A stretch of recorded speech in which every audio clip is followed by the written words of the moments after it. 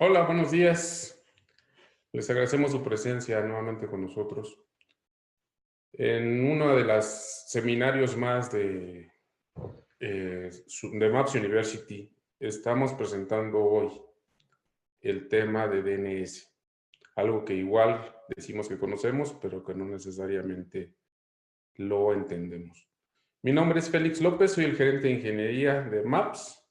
Hoy vamos a platicar entonces de DNS. Les comento que durante la presentación no vamos a tener preguntas y respuestas, pero lo haremos a través del chat, así que al final de la presentación haremos todas las respuestas para que puedan tenerlas ahí y puedan ustedes, si quieren, empezar a teclearlas. Por el otro lado, les comento que esta presentación está siendo grabada, por lo tanto la van a poder observar después en la plataforma de Maps University, por si requieren de alguna manera repasar algún dato, algún tema o algo que se les haya pasado, o si quieren compartirla con alguien más. Bueno, sin más, comenzamos. Vamos a empezar la presentación.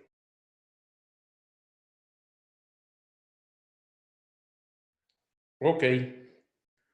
Bueno, vamos a hablar entonces de DNS. ¿Qué es? ¿Qué hace? ¿Y qué situaciones puede presentar? ¿Cómo las debemos de proteger? Para empezar, vamos a ver el índice. En este caso, ¿qué es DNS? ¿Cómo funciona? ¿Y qué riesgos y medidas de prevención podemos tener con él? De inicio, ¿qué es DNS? Todos, en teoría, conocemos o deberíamos conocer qué significa DNS. Sin embargo, si vamos a hacer un ejercicio rápido, decimos, ¿DNS qué es? Ah, bueno, pues está bien fácil. Su nombre es Domain Name System. ¿Y eso qué significa? Ah, pues sistema de nombres de dominio. Pero, ¿en realidad sabemos qué significa eso? Ok, hagamos un pequeño ejercicio práctico. ¿Qué significan estos números? En realidad, para alguien que en su momento trabaja en esta parte de ingeniería o esta parte de tecnología, dicen, ah, pues está bien fácil. Esos números regularmente son una dirección IP, una dirección que me va a hacer algo. Pero esa dirección, ¿para qué nos sirve? Nos sirve para identificar una computadora. Esa computadora típicamente la vamos a necesitar conocer para alguna cosa, para pedirle un servicio o para comunicarnos con ella. Sin embargo, ¿a poco me van a decir que con esa serie de números ustedes me van a poder decir quién es? Típicamente, nosotros no hablamos o no trabajamos con otras empresas, con otros grupos, con otros lugares a través de IPs. Eso es lo que creemos. Siempre hablamos de nombres. Pero si ustedes tienen esa IP, ¿me podrían decir quién es? La mayoría de las veces no. Pero si yo les digo, fíjense que esa IP es YouTube, ah, caray, entonces ya suena más lógico, como que decimos, ah, mira, pues de ahí saco los videos, de ahí voy a ver alguna cosa. Todo está muy padre. Pero ¿por qué yo no identifico como YouTube cuando realmente es una IP? Esto es por la forma en la que trabajamos en las redes. Sin embargo, es muy complicado que nosotros pudiéramos entender que YouTube es IP 172, 217.8.14. Entonces, para eso tenemos algo que se llama Domain Name System, que es en este caso un sistema de nombres de dominio, que lo que me permite hacer es establecer una especie de directorio donde yo pueda decir, ah, este nombre corresponde con esta IP. Imagínense que esto fuera como un directorio telefónico, cuando nosotros antes en una guía buscábamos nuestra dirección, o vamos a decirlo así, nuestro nombre, y encontrábamos ya sea nuestro teléfono o nuestra dirección, o en su momento ahora como lo hacemos con los teléfonos celulares. Tenemos nuestro nombre con un teléfono asociado. Es exactamente lo mismo. Eso es lo que es un DNS. Ahora, ¿por qué ocupamos el DNS? ¿Que no somos capaces de aprendernos una IP? Regularmente no. Pero vamos a ver una cosa en la parte de la historia. Imagínense, esto en los 70s existió una red que fue el inicio del Internet, que se llamaba ARPANET, donde algunos gobiernos, o principalmente el gobierno de Estados Unidos, las universidades y algunas empresas empezaron a unirse para compartir información y compartir cosas. Esto era apenas el inicio de la compartición y de la comunicación entre sitios, lo cual de alguna manera era muy pequeño, era algo prácticamente privado. Para esas épocas, entonces, se estableció que se comunicaran de una manera simple. Para eso utilizaron un protocolo que se llamaba Network Control Protocol, que nos daba la grandiosísima cantidad de 256 direcciones. Imagínense, 256 sitios diferentes podría yo ubicar. Obviamente todo eso, ¿cómo lo llevábamos? Lo llevábamos a manita. Lo llevábamos en una libretita, así como está ahí. Prácticamente decíamos, la Universidad de California está en tal dirección, Chicago está en tal dirección, Utah está en tal dirección. Esa era la forma en la que se llevaba, porque teníamos la grandiosa cantidad de 256 direcciones. Sin embargo, esto como fue creciendo y creciendo rapidísimo, resulta que para finales de los 70 tuvieron que hacer un cambio. Y el cambio más importante que tenemos hasta ahora, que se llama un protocolo nuevo, que se llama TCP/IP. ¿Por qué hicieron ese cambio? Por una sencilla razón. Porque ese cambio me dio crecimiento. Un crecimiento simple, rapidísimo, ¿no? De 256 direcciones a 4,000 millones de direcciones disponibles.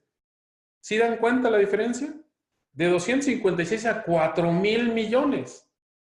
Esto significó que esto permitía conectarnos con más gente de una manera mucho más, digámoslo, distribuida. Sin embargo, eso también trae ciertas cosas. ¿Cómo cuáles? Pues que ese listado ya no lo puedo seguir llevando en una libretita, ¿verdad? Porque ya no es posible meter 4,000 millones en una libretita. Entonces, ¿qué es lo que pasa? Se establece una forma en la cual decimos, bueno, vamos a hacer que lo lleve alguien, que alguien lo lleve a mano, que lo lleve bien. Y en este caso, la Universidad de Stanford es la que se le encarga que lleve ese archivo host. Ese archivo llamado host.txt, la Universidad de Stanford lo mantiene y lo mete en una máquina para que todo el mundo vaya y le consulte quién corresponde con quién, qué nombre corresponde con quién. Entonces, todo esto hasta ahí va muy bien, pero teníamos un pequeño problemita. Recuerdan que había 4,000 millones de direcciones. Sin embargo, la forma de hacerlo y la forma de mantenerla era manual. Aún cuando lo llevaba a la Universidad de Stanford, resulta que la universidad lo hacía de manera manual. ¿Eso qué significaba? Pues horarios de oficina, que alguien te pudiera contestar, que pudieras coordinar todos los esfuerzos para que se fuera almacenando y alimentando esta base. ¿Qué significa eso? Que sigue siendo un tanto difícil de mantener. Y conforme fue creciendo esto, se volvió mucho, pero mucho más difícil. ¿Ok? Entonces resulta que toda esa red, digámoslo, esa red primigenia del Internet se sustituye y sale este Internet nuevo, esta comunicación con todo el mundo. Cuando esto sucede, la explotación de direcciones fue gigantesca. Todo el mundo tenía dirección y quería tener dirección. ¿Qué sucedió? Pues que entonces tuvimos que recurrir a un año, en el año de 1983, cuando la gente encargada de mantener esto, una de las personas que era el jefe de esa parte de mantener el host, llamado John Postel, dice, ya no podemos con esto. ¿Cómo le hacemos? ¿Cómo le hacemos para que esto sea mucho más eficiente, más rápido, más automatizado?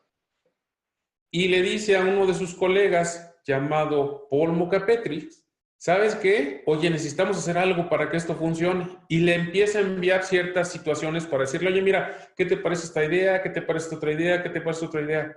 Y resulta que esta persona, que era un geniecito con respecto a esta parte, dice, no, ninguna me convence. Y entonces dice, bueno, ¿saben qué? ¿Para qué estoy viendo ideas de otros? Yo voy a sacar un estándar. Y entonces en el 83, Paul Mukapetri saca el estándar de nombres de dominio. Así nace el DNS. Esto es la historia. Como se pueden dar cuenta, esto es algo que a lo mejor muchos no conocemos, pero que nos da la base para poder llegar a esto. Que finalmente el DNS no es nada más que la interconexión del Internet o bueno, de las computadoras que existen en Internet. Porque finalmente Internet no es nada más que una red de computadoras conectadas entre ellas. Y para que se comuniquen necesitamos identificarlas. ¿Y cómo lo hacemos? Al principio, pues con números. Pero pues era bien difícil que dijera alguien, ah, sí, yo me aprendí que la dirección... A ver, recuérdenme cuál era la dirección de Google, o la dirección de Yahoo, o la dirección de YouTube.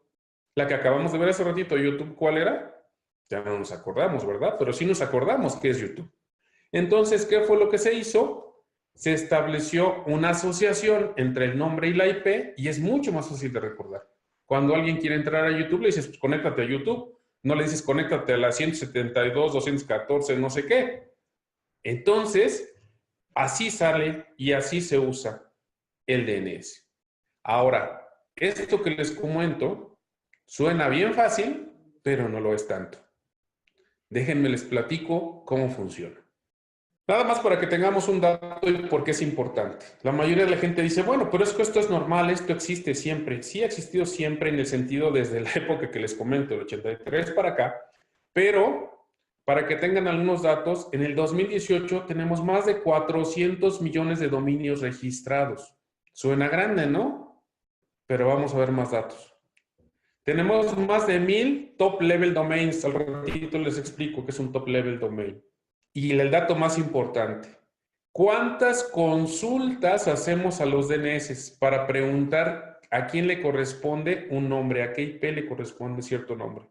Resulta que tenemos alrededor de 2 billones de consultas al día, billones con B, o sea, hablamos de millón de millones, hablamos de 2 millones de consultas al día. Esto es gigantesco. El tráfico más grande que existe en el Internet no es ningún otro más que el de DNS. Para todo ocupamos el DNS. Entonces esto se vuelve esencial. Esencial saber qué es eso. Ahora les explico rápidamente cómo funciona. Vean un diagrama bien simple y bien rápido. Ah, pues claro, así de fácil, ¿verdad? No. Esta es la forma en la que funciona el DNS. Ahora, esto está hecho así ¿por qué razón? Nosotros, cuando trabajamos en este entorno de los DNS, voy a explicárselos rápidamente y ahorita vemos el detalle. Nosotros decimos, ¿sabes qué? Yo quiero ir a ejemplo.com. Lo que le digo a mi DNS local, que en este caso es un DNS resolver, le decimos, oye, búscalo. Él va y busca en un primer nivel, en un segundo nivel, en un tercer nivel y finalmente lo obtiene y puedo obtener yo el dato que yo quiero. Si se dan cuenta, está bien fácil, sí, pero hay que explicarlo, ¿ok? Este diagramita lo vamos a ver al final y vamos a ver que lo entendemos mejor después de la explicación.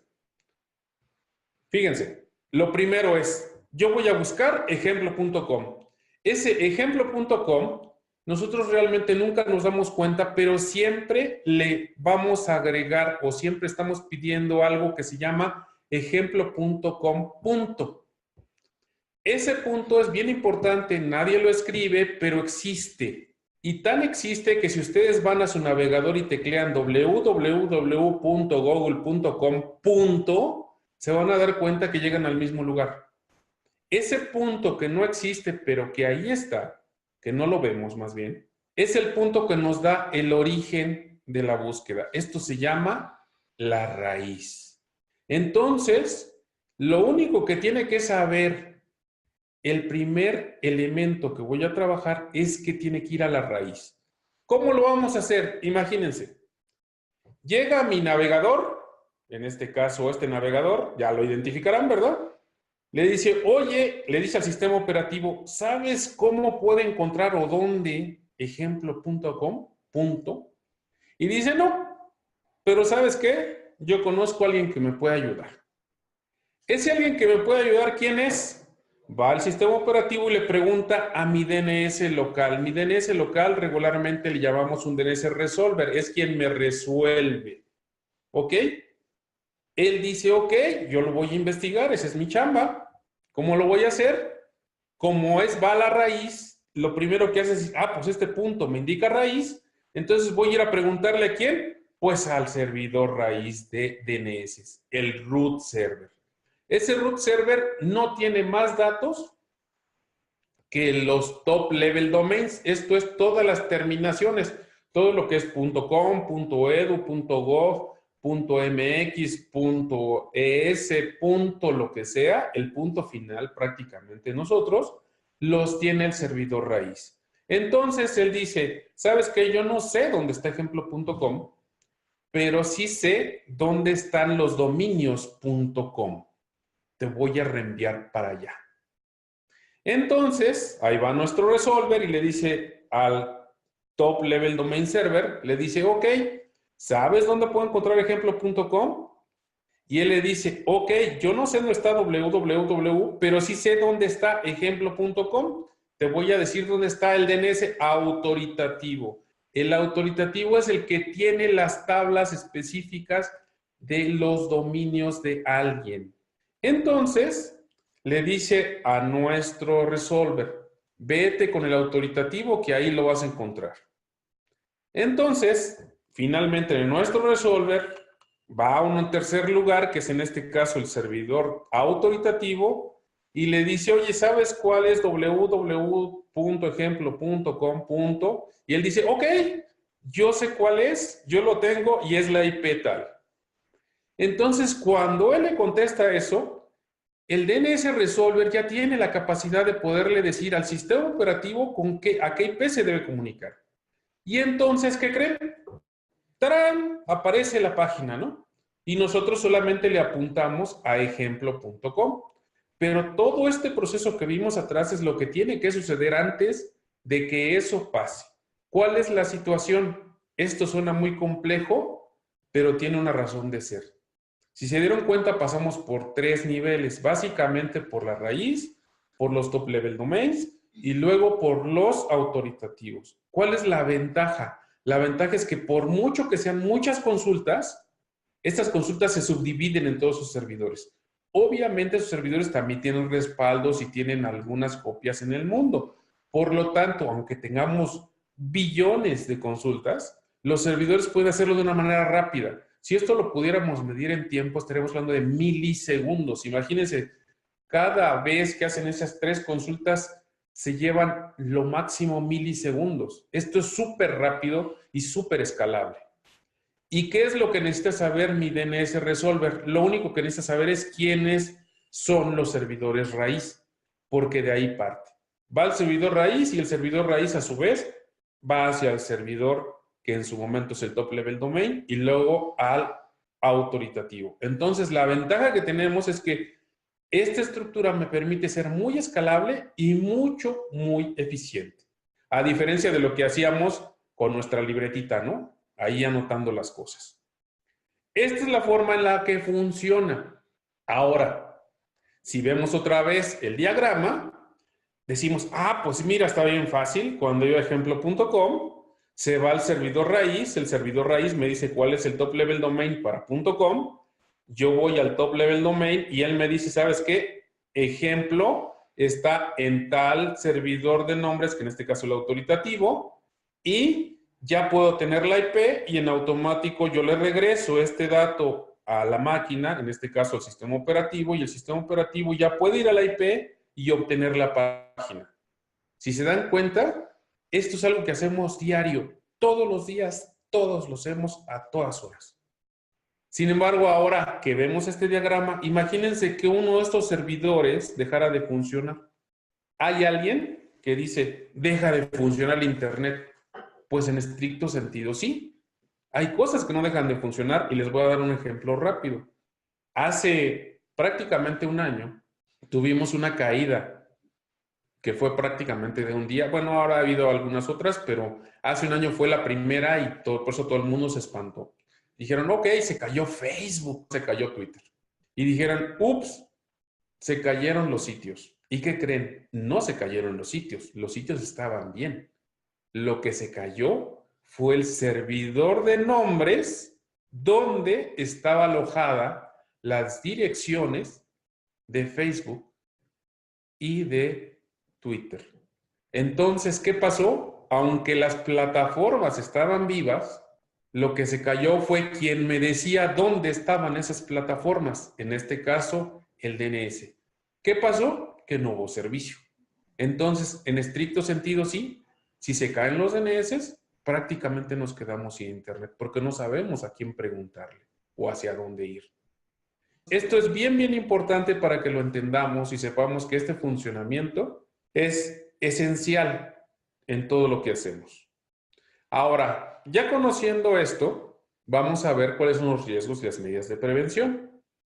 ¿Qué posibilidades tenemos de que estos DNS se caigan? Uno de los más simples, el que les acabo de platicar, es este. Resulta que esos servidores se cayeron por una sencilla situación. En un webinario anterior hablamos de lo que era una denegación de servicio. Pues, ¿qué creen? Atacaron a esos servidores con un ataque de denegación de servicio y tiraron los servidores de DNS. ¿Qué pasó? Que ya no pudieron acceder a los sitios.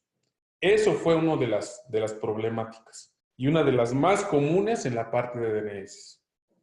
Y ojo, solamente estoy hablando de ataques hacia los DNS. Ahora los DNS también los están utilizando como atacantes. Aquí hablamos también de la parte de secuestro de registros. A veces los DNS son una cosa que todo el mundo cree que existen y que van a estar ahí por siempre, que no los cuidan. ¿Y qué resulta? Que por alguna situación alguien envía algún correo o alguna triquiñuela por ahí y resulta que pueden hasta secuestrar un dominio. ¿Qué significa? Que pueden tomar tu dominio y cambiar los DNS y hacer alguna serie de manejos para que puedan lucrar con tu nombre y sea totalmente válido porque se lo van a llevar a algún otro sitio. Eso también es muy común. Y el otro que es completamente común, que es el que está ilustrado ahí, que se llama cache poisoning. Esto es que en su momento alguien pueda meterse al DNS que no está protegido porque todo el mundo dice, bueno, pues ¿quién va a proteger el DNS? Y pues eso no importa. Entonces resulta que ustedes no sé si sabían, pero se los puse con un ejemplo de casa para que lo entiendan un poquito más. Cuando nosotros en nuestra casa nos conectamos, nuestro propio servidor de conexión o nuestro gateway, que es en este caso nuestro modem, va hacia un DNS y de ahí salimos hacia un lugar, por ejemplo, el más típico, a un banco. ¿Qué pasa cuando yo en mi casa me logran envenenar o en su momento inyectar alguna cosa rara ahí en mi modem y en lugar de preguntarle a un DNS adecuado, lo que hago es ya tomo otros datos y voy hacia otro servidor que pareciera ser un banco y que creen que me están robando mi información? ¿Les suena conocido eso? Eso es como muy común. Y eso solamente en casa. Ahora imagínense eso a nivel empresa. Son de los ataques más conocidos. Entonces, ojo, el que el DNS sea un servicio muy eficiente, muy rápido, muy escalable, no lo exenta de que tenga que tener sistemas de seguridad para protegerlo, para ataques tan simples como esto que estamos viendo ahora. Entonces, ojo, el DNS es un elemento esencial de nuestra vida, pero es algo que a veces no le ponemos atención. Por lo tanto, a veces es necesario considerar que hay que protegerlo. Una de las cosas más simples es tenerlo siempre actualizado. La mayoría de la gente lo pone por cuestiones de practicidad y de dinero, lo ponen en un servidor Linux. Si todo el mundo se cree sabio de servidor Linux y dicen, yo lo pongo en un Linux y ahí lo pongo, no hay bronca, ahí funciona mi DNS. ¿Qué creen? Que si hacen eso, necesitan tener al menos ese sistema parchado de la manera adecuada. Lo necesitan tener al día lo mejor posible. Otra de las cosas es que los DNS sirven para diferentes cosas. Cuando nosotros en nuestra empresa tenemos a lo mejor un sistema interno, una intranet o servidores locales para dar servicio local, vamos a hablar de una nómina, de un CRM, de un ERP, de algo, regularmente también tenemos que resolver a través de un DNS. Pero ese DNS no tiene nada que ver con el DNS que resuelve hacia Internet. Entonces, lo interesante sería que tengamos un servidor para nuestra red local y un servidor para nuestros servicios públicos. Para que si en algún momento comprometo mi servidor público, ¿qué creen? El servidor interno sigue estando separado de lo que es el servidor externo. Esa es una recomendación muy básica. Tengan dos servidores, un servidor interno y un servidor externo. Eso no lo hacemos. La otra es, por favor, ya sabemos que uno de los ataques más comunes para este tipo de cosas es una denegación de servicio. pónganle un servicio de prevención de DDoS. Pónganle algo para proteger a ese DNS. Y otra de las cosas básicas, el servidor DNS, ¿qué tan protegido está? Pues depende de qué reglas le permitan del firewall pasar hacia él. Mucha gente le permite pasar todo. ¿Saben qué? Coloquen las reglas adecuadas para que estos servicios de DNS solamente reciban lo que tienen que recibir. En este caso, conexiones de DNS. No los dejen pasar tráficos de SMTP, tráficos de HTTP. No les dejen pasar tráficos que no tienen que ver con el DNS. Déjenle pasar solamente el tráfico que le corresponde a él. Y por el otro lado, asegúrense que solamente para la parte de otros tráficos tengan acceso restringido a solo las personas que lo ocupan. No lo dejen pasar a todos, porque a veces el permiso es todos hacia el DNS pasan. A lo mejor de mi red local, todos hacia el DNS pasan. ¿Qué creen? Aún internamente podemos tener ataques. Entonces es bien importante que todo esto también lo tengamos protegido. Podríamos seguir hablando de muchísimas cosas del DNS y detalles mucho más a profundidad, pero espero que con esto nos haya quedado bastante más claro la función de un DNS en nuestras vidas, cuando menos a nivel comunicaciones y tecnología, y podamos entender qué tan importante es el DNS para nuestras vidas en las cuestiones del trabajo, de la casa y todo lo que implica comunicaciones. Con esto terminamos la presentación. Si ustedes tienen alguna duda, alguna pregunta, ahí están mis datos, me pueden localizar y podemos trabajar con algo. Ahora recuerden que esta presentación está siendo grabada y la vamos a subir al Maps University. La van a poder encontrar ahí, la van a poder revisar cada vez que necesiten. Pero si requieren la presentación, igual pregúntenme y díganlo. ¿Sugieres que solo se deje pasar el puerto 53 en el firewall hacia el DNS? Por ejemplo, los DNS externos, la recomendación es sí. Por ejemplo, en mi caso, si yo voy a poner un DNS para que resuelva cosas hacia Internet o que de Internet consulten hacia cuestiones de mi red, que suman sean mis servidores web o algo así, solamente debería poder pasar tráfico de puerto 53, de DNS. Ahora, eso va a depender mucho de qué servicios tenga yo en ese servidor, porque también hay gente que en su momento le mete otro tipo de servicios. Eso también es una posibilidad. Pero bueno, en estricto sentido sí debería ser así. El símbolo del candado asegura...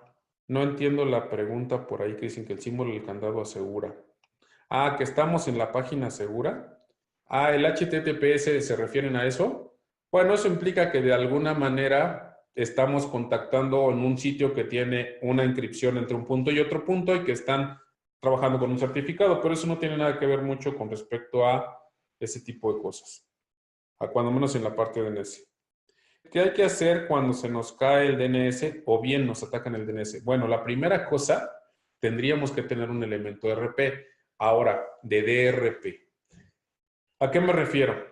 Como hemos platicado, esta serie de webinarios regularmente no están enfocados a soluciones, sino están enfocados a temas.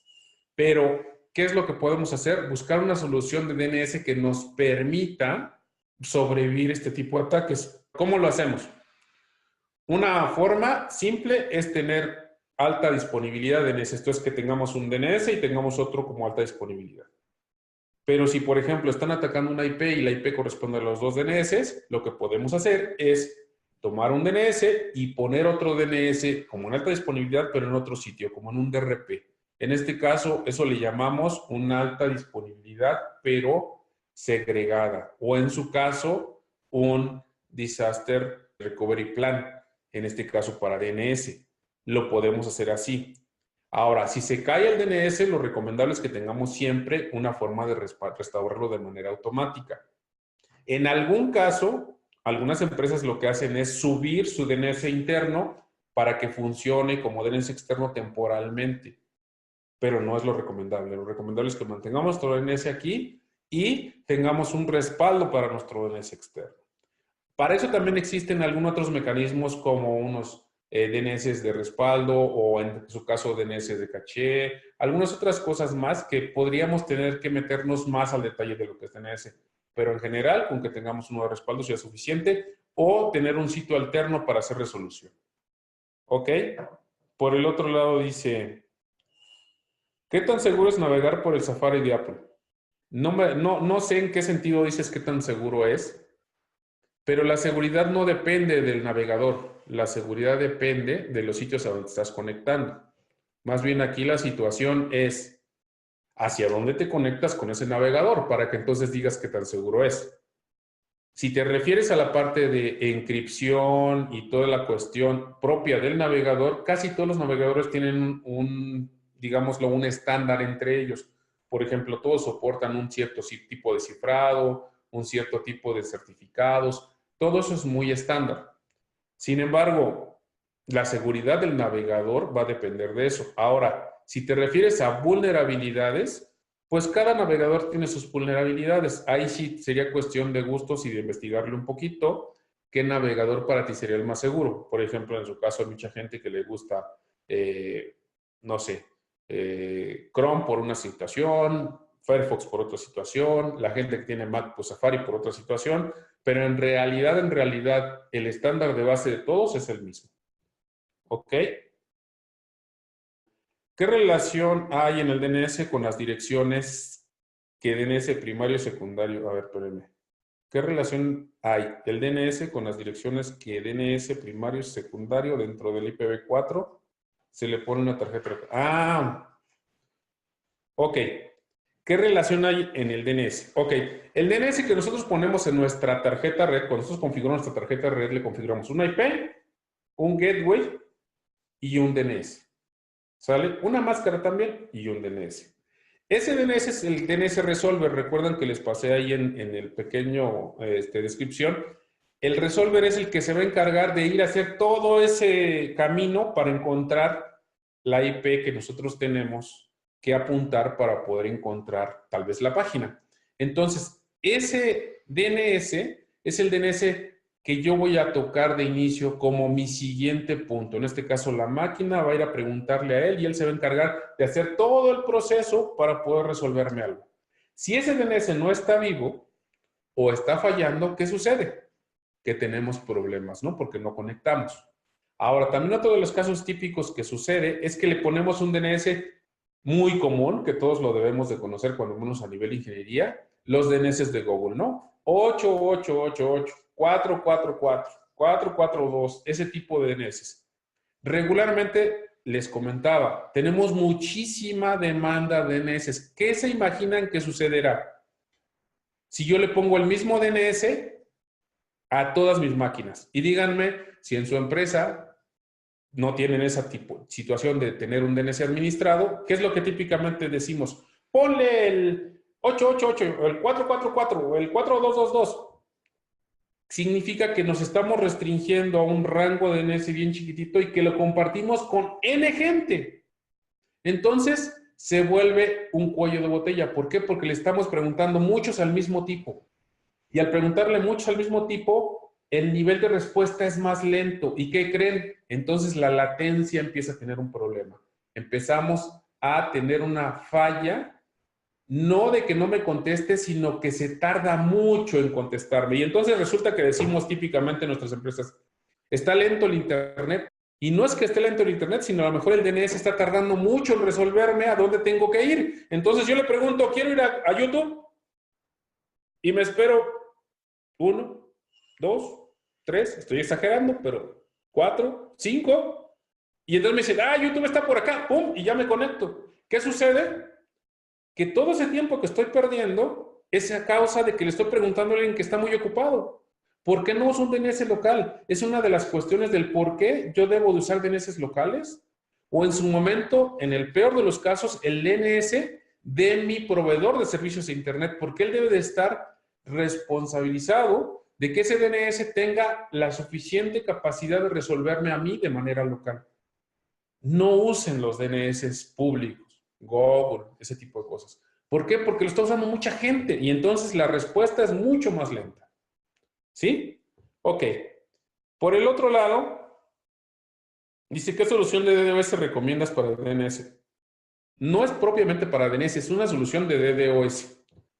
Y para eso, en su momento, si quieren, platicamos de soluciones que podemos ofrecerle, qué podemos poner para ese tipo de cosas. Pero en general, una solución de DDoS es suficiente, cualquiera, no es específica para DNS, es una solución de DDoS que pueda trabajar en su entorno y va a proteger no solamente el DNS, sino va a proteger su firewall, su ruteador, sus otras cosas que además de todo también son susceptibles de ataques de DDoS. ¿Ok? ¿De qué forma podemos asegurarnos que nuestro DNS es seguro? Nos asegura, el DNS como tal no va a ser seguro. La función del DNS no es ser seguro. La función del DNS es darme servicios. ¿Cómo nos vamos a asegurar que nuestro DNS esté seguro? Es con lo que yo les había comentado, con las mejores prácticas para protegerlo. ¿Ok? Para eso vamos a poner o un firewall que esté permitiendo solamente el acceso adecuado, con un anti-DDoS que esté evitando que me ataquen, y con ese tipo de cosas vamos a poder asegurarnos que nuestro DNS esté lo más seguro posible. Pero el DNS en sí no lo puedo asegurar. ¿Qué es lo más que puedo hacer? Como les decía yo hace rato, tengan el sistema donde esté, a lo mejor en un Linux, a lo mejor en un Windows, donde ustedes lo tengan, ténganlo lo más seguro posible, en el sentido de que pónganle todos los parches, póngale todas las cuestiones que en su momento tengan su sistema operativo para que esté actualizado y lo mejor protegido al día. Por el otro lado, si usan elementos comunes como Windows, pues póngale un antivirus al menos, pónganle algo que en su momento determine que la caja, no el DNS, sino la caja, el Windows como tal, es lo mejor protegido. Si vamos a hablar de Linux, pues póngale todos los parches necesarios y cierren en algún momento algunos puertos. Para todo esto existe un curso en la gente que trabaja con esto de las direcciones y todo esto. Pues hay un curso específico para hacer jardinización de un DNS. Pero ojo, ese curso es muy complicado. Si alguien necesita hacer eso es porque es un administrador de DNS. La mayoría de la gente no lo somos. Entonces, ¿qué es lo que tenemos que hacer? Asegurarnos que su entorno esté bien. ¿Cómo le hacemos? Un buen firewall que esté protegiendo lo que debe proteger, un buen DDoS que esté protegiendo lo que debe proteger y el entorno operacional de ese DNS esté protegido. ¿Qué significa? Que no lo ponga yo junto con todos los usuarios. ¿Ok? Que lo ponga yo en un entorno aislado, como les decía, a lo mejor un DNS externo y un DNS interno, que a lo mejor el interno no necesariamente tiene que convivir con mis usuarios, sino es un DNS que está en una intranet, en una zona interna, aún así, protegida de mis usuarios. ¿Ok? Eso es lo que de alguna manera serían las recomendaciones básicas. Les decía, aquí están las recomendaciones. Primero, aplicar todos los parches, como les comentaba. Luego, mantener servidores distintos, lo que les acabo de comentar ahorita, igual para quien me pidió esas slides. Y por el otro lado, poner un anti-DDoS, poner reglas en el firewall adecuado y asegurarnos algo bien importante, que solamente entra al DNS a hacer otra cosa quien tenga que hacerlo. O sea, no dejemos que cualquiera se conecte al DNS a cualquier cosa. Solamente el DNS voy a ir a preguntar, no voy a hacer nada más. Entonces, ¿qué pasa? Si yo como administrador que fuera de la red tuviera que entrar al DNS, ¿qué tengo que hacer? Pues agarrar y decir, nada más Félix va a entrar a ese servidor para hacer alguna otra cosa. Todos los demás le van a preguntar solamente por DNS. Félix es el que va a poder entrar a hacer algún cambio, aplicar un parche o lo que sea. Tengan ese tipo de control. ¿Ok? Soy Félix López, el gerente de ingeniería de Maps. Si requieren la presentación, con gusto se las comparto. Por favor, escríbanme a mi correo y ahí a vuelta de correo se las enviaré. Si no, como les comento, esta presentación la vamos a subir a la plataforma Maps University. Va a estar ahí disponible para todos, para que la puedan ver las veces que lo necesiten, puedan tomar el detalle que requieran y puedan en su momento refrescar conocimiento. La idea de estos webinarios no es hablar de una marca específica, hablar de una solución específica. Estamos hablando de conceptos de tecnología, conceptos que a lo mejor decimos que conocemos, pero que no necesariamente lo sabemos. Y que a veces el entenderlos nos ayuda a propiamente entender lo que estamos haciendo y a su vez, para nosotros, si somos gente que se dedica a esto de la tecnología, poder ofrecer una solución, como en mi caso, hacia mis partners, hacia mis resellers, hacia mis distribuidores, una solución que les permita obtener lo mejor de algo, pero con una base. No nada más inventar, no nada más decir, ah, pues yo me imagino que deberías tener esto, sino tener la idea clara del por qué y cómo hacer las cosas. Creo que cerramos con esto la presentación. Les damos las gracias por haber estado con nosotros. Ojalá y estemos por aquí en algún otro webinario. Les haremos llegar la invitación si es el caso. Les recuerdo, perdón ser reiterativo, pero les recuerdo que está esta plataforma de nosotros que se llama Maps University, donde van a poder ustedes ver cualquier otra presentación de las marcas que manejamos y las presentaciones que yo estoy haciendo de la parte de conceptos tecnológicos, para que podamos entender mucho mejor lo que en tecnología hacemos. En cualquier otro momento nos vamos a ver por aquí, si es el caso. Les agradezco mucho su tiempo y espero les haya servido esta presentación. Cualquier cosa estamos en contacto. Gracias. Hasta luego.